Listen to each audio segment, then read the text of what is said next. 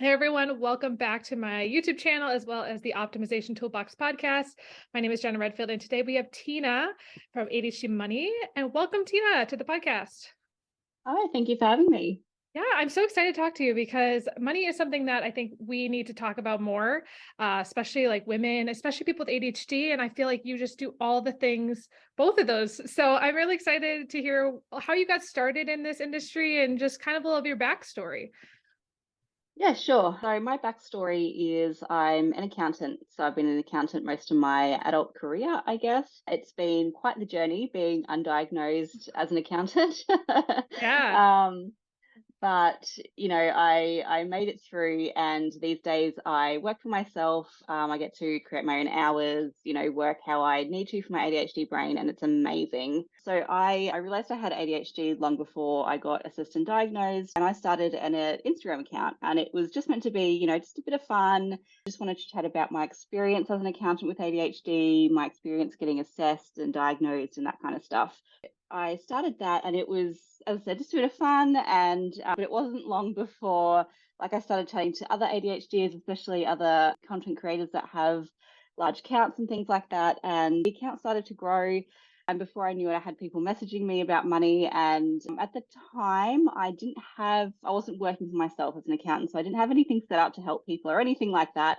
Had no idea about, financial coaching and all that kind of thing. So I just, kept saying, oh, no, I can't help you in that respect, blah, blah, blah. And it just got to the point where people kept asking. I was like, hang on, why am I not helping people? Like, clearly, people need help. And I did a lot of money work even before I got diagnosed with ADHD. So I realized that I had taken a lot of the tools that I now teach people, and I was able to sort my money out in a completely different way to what's typically, in money education and things like that. So that's kind of how the money coaching side was born. And yeah, these days I do sort of one-to-one coaching and webinars and workshops and things like that. And it's so much fun.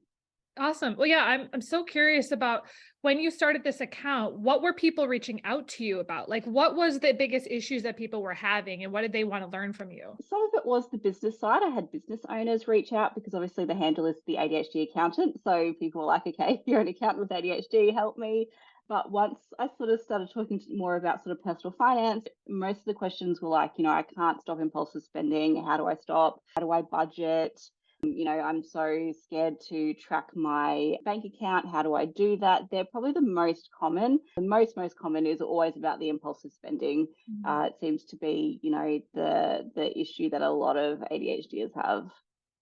And what is the answer to that? I don't know if there is one. What is your advice to people, I guess, about that specific thing? Well, my very first thing is that it's very hard for us to actually completely stop impulsive spending. And I tell people that first and foremost, that it's not a case of stopping completely, because as adults with ADHD, we are impulsive by nature. So to actually stop something that's so ingrained in our brain and natural to us is very hard. And it's more about allowing yourself to do it in a way that A, you can afford, and B, that sort of suits your values and lifestyle. So it's sort of coming to, there's a bit of mindset work as well, coming to that mindset that you allow yourself to do it sometimes. But then again, it's putting in place things like time rules where, you get to slow down your brain before you make that purchase and actually have a think if you really, really want that item or whatever it may be before you just go out and spend. So there's, a few different ways that I teach people to, sort of curb their impulsive spending, I guess, rather than stop it. Yeah, they're probably the main things. Yeah, and I'm sure that it's not helped by the ease of people being able to buy things online. You're watching a Mm, video and then like I even know from my videos that I make, which I talk about ADHD products, I'm like, mhm. I don't want to make people spend money that they probably weren't supposed to, but I'm like Yeah. at the same time it's like balancing, well, if this really helps you, or like I think one of the things for me that I've struggled with is like I'll have a hobby and I'll buy a bunch of stuff for it and then I'll get bored of the hobby. So I think for me that was Yeah. my biggest thing too, is I was like I was interested in something, spent all this money and time buying stuff for it, and then 2 months later I'm like, I don't want to Yeah. do that anymore and I got to sell it. So it's like, I think for me, it's like one of the things I've learned is I have to come up with hobbies that don't cost money. Yep. Oh, yeah. That's a good Which is idea. one, I guess it's just like my thing. But Yeah. yeah, it's interesting with that. What are some of the ways that people, are there any apps or things, or what's the mindset shifts around impulsive? I know like obviously there are times where you are going to just not be able to stop it, but what are those Mm. like road bumps and roadblocks that kind of help people? I know for me it's like walking around with it at a store for a while and seeing if I actually want it by the time I get to the checkout versus just being like I'm going to buy it now, right? Yeah. Yeah. That's a really good idea.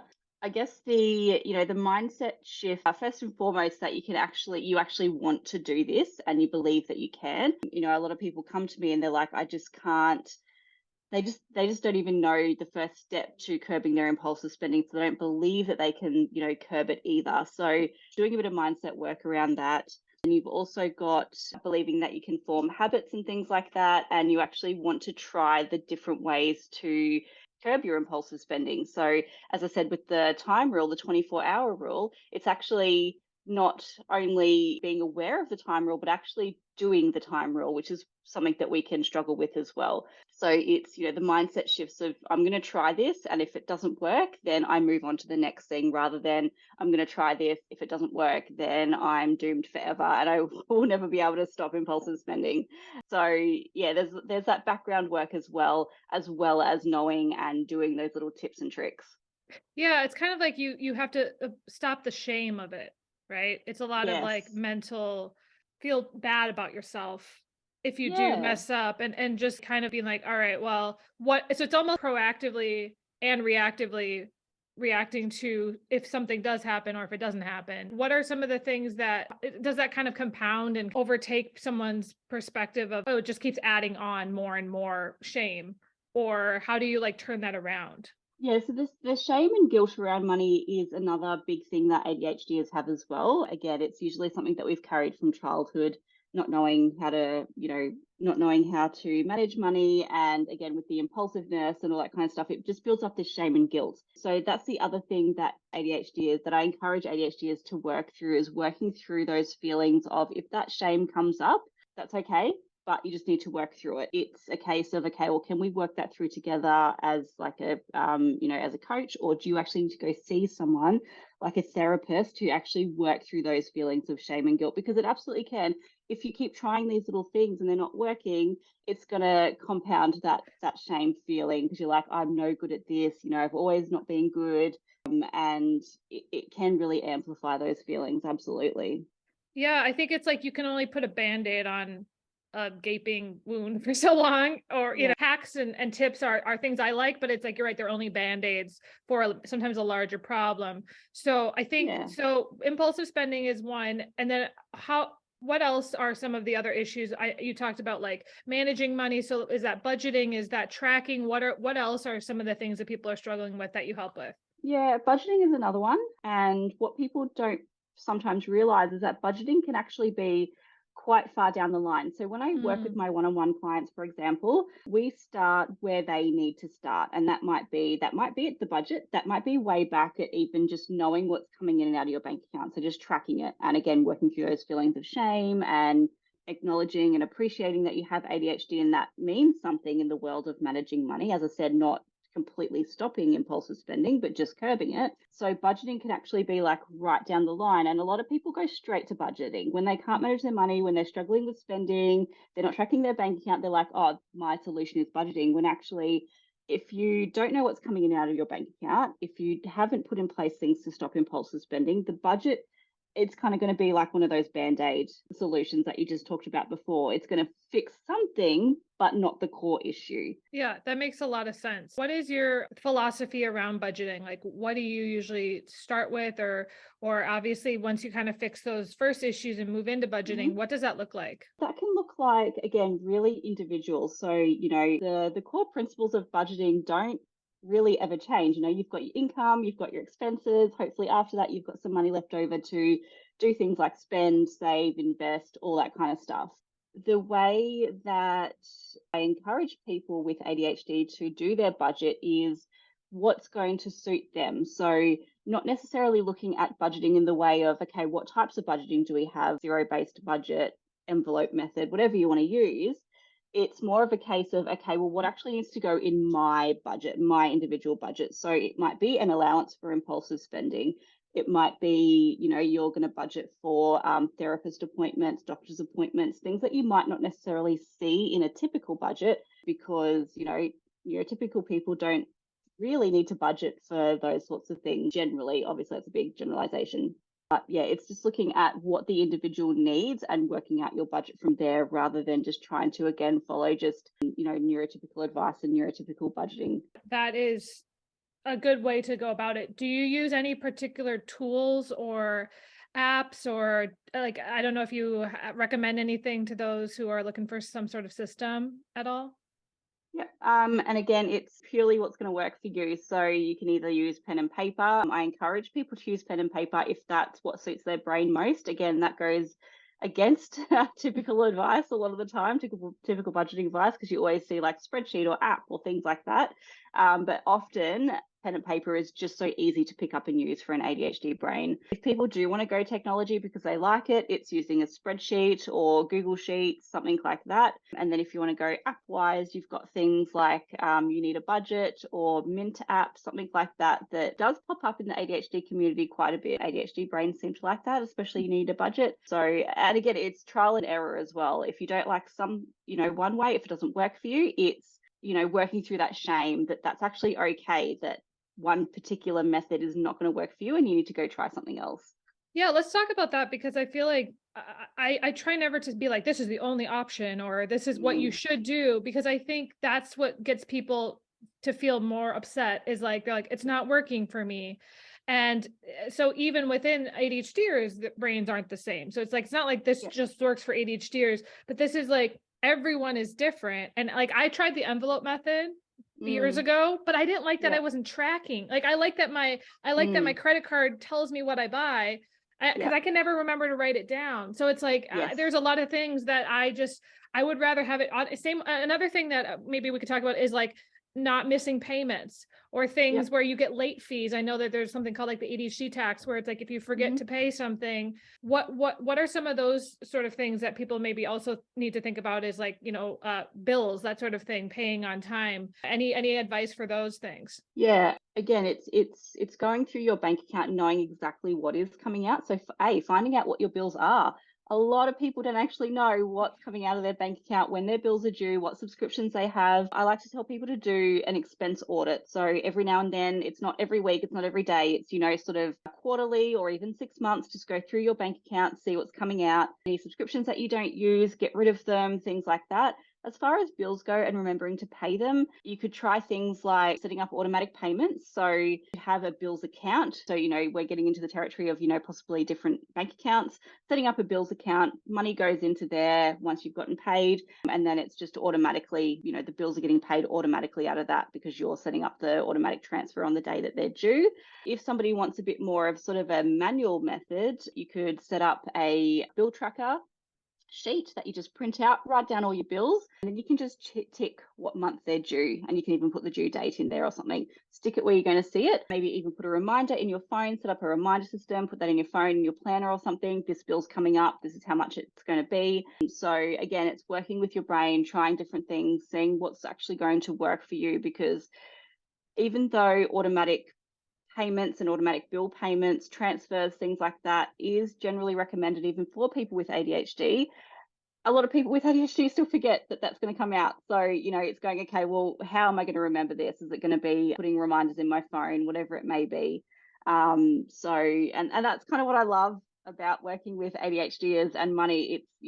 It's all these different things that could help you, and it's just workshopping that. And I don't know, it gets exciting. Yeah, it's exciting to like try new things all the time and see what works, because there's definitely things where I've tried, I'm like, nope, and then there's things where I'm like, oh, this is game changing. So for there's two other things I wanted to ask. Well, first of all, I was going through your Instagram and you talked about cycle syncing with money. Can you we did a video on cycle syncing specifically for ADHD a couple months ago, and I'm curious how that impacts money for women specifically. Yeah. Okay. So I guess if anyone listening to this does have a cycle, you would know that there's different parts in your cycle where you're going to feel better, you're going to feel a little bit worse. And, that impacts a lot of things. It impacts your energy, it impacts your mental energy, how you're feeling, your hormones, your emotions, all that kind of stuff. That can get very much tied in with money as well. So, when you are sort of thinking about the week or two before you get your period or the next cycle starts, you're feeling that really down, you sort of get that, less energy, all that kind of stuff. And with ADHD, when that happens, there's actually, things happening in our brain as well that can make us feel even lower. And what we're going to do then is try to do things that are going to perk us back up, like impulsive spending more than what we should be spending, things like that, to try to get that dopamine happening to, perk us up, give us more energy, things like that. So if we're not careful, that can really blow out. So I also encourage adults with ADHD, when they're looking at their money, to track their cycle as well, because when you know that part of your cycle is coming up, you can put in place things to, make yourself not impulsively not spend more than what you should be. And again, when you know that period in your cycle is coming up where you're feeling really good, that could be the point in your month, in your cycle, that you track your bank account, because you're probably not going to have those feelings of shame, and you're not going to feel as anxious looking at your money when you're in that really positive phase of your cycle. That's so true. It's so interesting. One of my, I guess, impulse purchases this week was I bought a new Apple Watch because they now have temperature syncing or like sensors on the new one that now can help me track the month. Yeah. So I'm like, okay. So in my head, I was like, well, it's an impulse purchase, but I'm also like, but it's going to help me with my future impulse purchases. Yeah. So that was kind of funny that mentally, like, it makes sense to me that I have to buy this new Apple Watch because I know long term it'll help me. But that's so funny. Yeah. And with another thing that I wanted to ask about is, what about those of us like myself who are entrepreneurs and don't have a consistent revenue stream? So like not knowing how much money is coming in every month, depending on like the month. How do you work with people whose income is a little bit less consistent?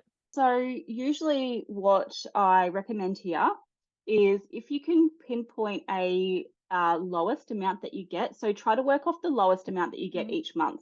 Hopefully, if you're an entrepreneur that's been in business a little bit, you will have that. If you're very new in business, you may not even have that sort of lowest amount. But if you do, work off that lowest amount, budget off that. And then anything over can, be your bonus. You can add it to groceries, you can add it to savings, you can do all that. And then, if you're an entrepreneur, obviously good to track your income anyway. The benefit of tracking it as you go is then, when that bottom line then increases. So I shouldn't call it a bottom line. It's not really a bottom line, but when that minimum increases, and then you can rework your budget off that new minimum. You just keep going on like that.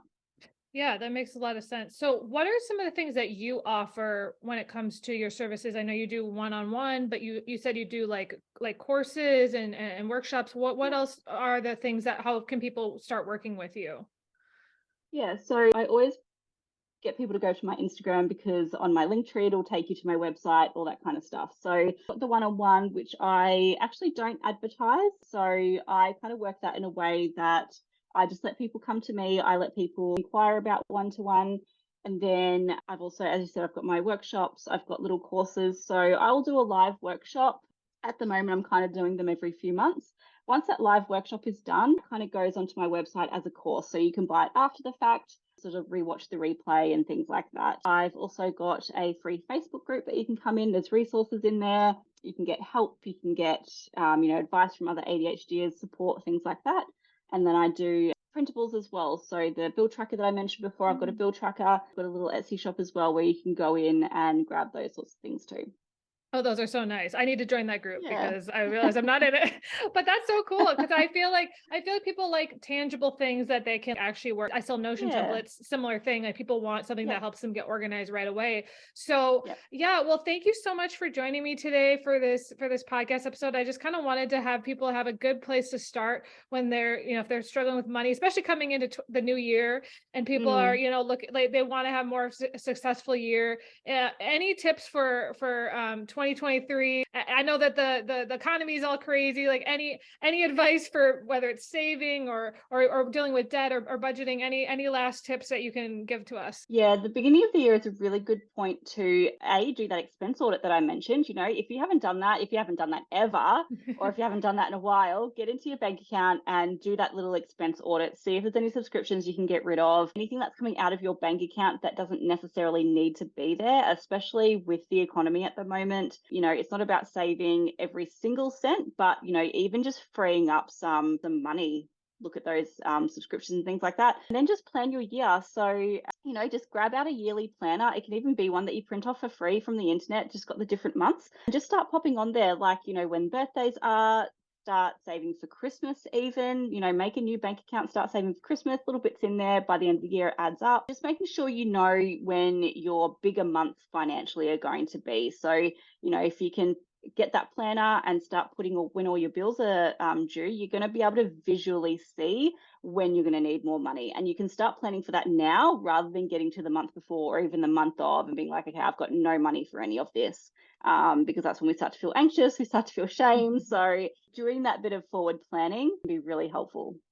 That's so true. It's like people plan vacations and things where it's like they want extra money, extra spending money, or just like knowing what your year looks like a little bit in advance is helpful for sure for anyone. It's like knowing and all these tips. What I love about all your tips is like these apply to regular people too. Like even if you don't have ADHD, like it's a little bit more focused on that. But I'm like anyone, a lot of people struggle with money. It's not just ADHDers. I do think there is a little bit more struggle in the ADHD community just because there's additional challenges. But I'm really excited that I'm getting inspired by you because I'm like, I got to get my financials in order this year.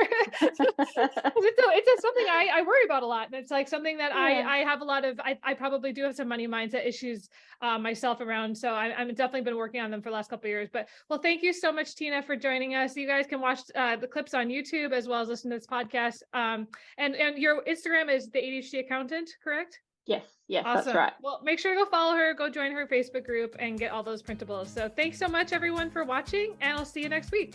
Bye. Thank you for listening to the Optimization Toolbox with Jenna Redfield. For more information on Jenna and how to work with her, go to jennaredfield.com or go to the YouTube channel Jenna Redfield. Thanks so much for listening, and I'll see you guys next week.